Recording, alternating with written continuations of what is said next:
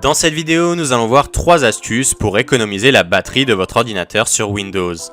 Pour ce faire, nous allons nous baser sur l'article de conseil d'économie de batterie pour Windows sur le site de Microsoft tout simplement. Pour trouver cet article, vous avez juste à écrire le titre de l'article sur Google et ce sera le premier lien. On va donc passer en revue les 3 tips principaux pour économiser de la batterie. Premier tips, il faut utiliser l'économiseur de batterie. Pour cela, vous pouvez aller sur l'icône de votre batterie en bas à droite de votre écran, puis aller sur paramètres de puissance et mise en veille. À ce moment-là, juste ici, vous avez l'économiseur de batterie. Vous pouvez l'activer en cliquant juste ici sur activer maintenant. Pour ma part, je ne suis pas sur batterie, je suis branché sur secteur, donc je ne peux pas activer l'économiseur de batterie. Vous pouvez également choisir d'activer automatiquement l'économiseur de batterie quand vous passez sous un certain seuil de pourcentage de batterie, par exemple 50%. Vous pouvez également choisir d'adapter la luminosité de l'écran lorsque vous passez sur l'économiseur de batterie.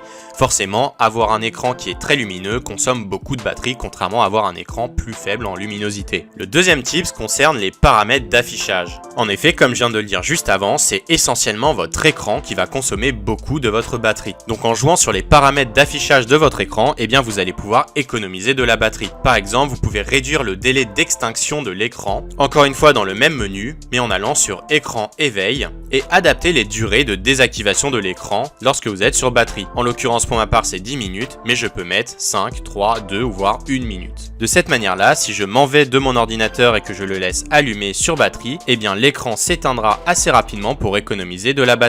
Cela est assez utile parce que votre ordinateur restera allumé, il ne se mettra pas en veille, c'est seulement l'écran qui s'éteindra. Et au moindre mouvement de souris, l'écran se rallumera. Vous pouvez également réduire la luminosité de l'affichage. Pour ce faire, dans votre barre de recherche, vous tapez affichage, puis dans paramètres d'écran, vous avez juste là l'option pour ajuster la luminosité.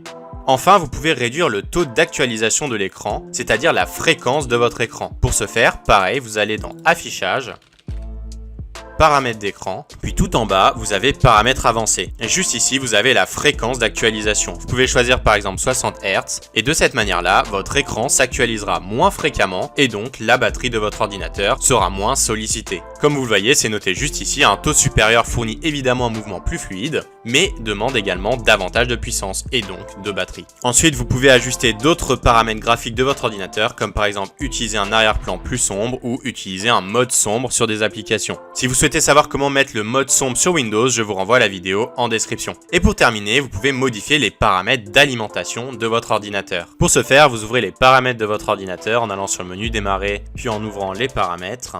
Vous allez sur système et vous descendez jusqu'à résolution des problèmes. Vous cliquez ensuite sur autre utilitaire de résolution des problèmes, puis vous allez jusqu'à l'alimentation juste ici et vous cliquez sur exécuter. Windows va automatiquement détecter s'il y a des problèmes avec les configurations d'alimentation de votre ordinateur et vous pouvez appliquer les corrections juste ici en cliquant sur appliquer les corrections. Ensuite, je vous laisserai lire la suite des tips si ça vous intéresse, mais vous verrez que vous pouvez par exemple définir un délai plus court pour la mise en veille de votre ordinateur de la même manière qu'on l'a fait pour la désactivation de l'écran tout à l'heure, ou encore tout un autre tas d'actions que vous pouvez faire sur l'arrière-plan et sur les modes d'alimentation. Maintenant, si vous souhaitez savoir qu'est-ce qu'il faut faire pour que votre batterie se détériore moins vite, et là je parle vraiment d'une détérioration physique de votre batterie, je vous renvoie à la vidéo en description. Voilà, n'hésitez pas à nous donner vos meilleures idées en commentaire, à vous abonner à la chaîne, à commenter, à liker la vidéo, et on se retrouve pour plus d'astuces et de tutos en 1 minute.